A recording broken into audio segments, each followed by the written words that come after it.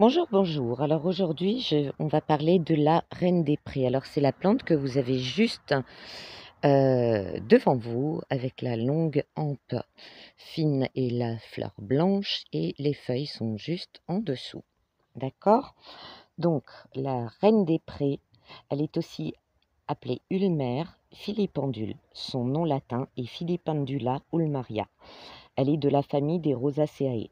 En infusion, elle soigne les troubles et lésions gastriques ainsi que les ulcères. Elle soulage l'hyperacidité gastrique, soigne et soulage les diarrhées par sa teneur en tanins. En infusion, on utilise une cuillère à soupe pour 500 ml d'eau bouillante. Il faut infuser 5 à 10 minutes et filtrer. À boire régulièrement pendant la journée, après et entre les repas. Depuis toujours, la plante est connue pour soigner les problèmes articulaires comme l'arthrose, l'arthrite, les rhumatismes et elle soulage la goutte en modifiant son régime alimentaire pour diminuer les effets engendrant la goutte. Elle se boit en tisane. Dans certains manuscrits, il est indiqué de faire des compresses tièdes sur les articulations douloureuses suivies d'un massage à l'huile. Toute huile anti-inflammatoire telle que l'huile de millepertuis. Par son action anti-inflammatoire, elle est aussi antipyrétique. Elle combat la fièvre et provoque la sueur, ce qui permet d'évacuer les toxines liées aux infections légèrement diurétiques.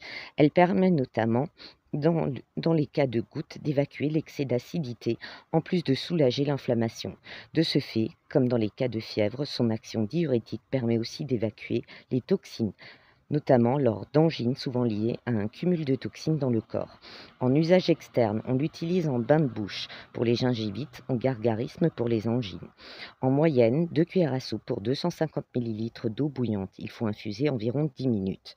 Pour les compresses, on utilise le même dosage que les gargarismes. Il faut placer une compresse que l'on fixe avec un bandage et qu'on laisse placer au moins 2 heures. Précaution d'emploi. Il ne faut pas l'utiliser chez l'enfant de moins de 8 ans ni chez la femme enceinte par précaution.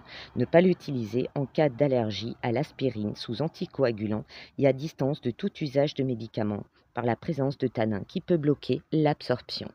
Voilà, c'est une petite plante que l'on trouve couramment ici en Alsace, dans les prés, au bord des routes et la dernière fois vous l'avez vue lors de ma balade au bord du canal.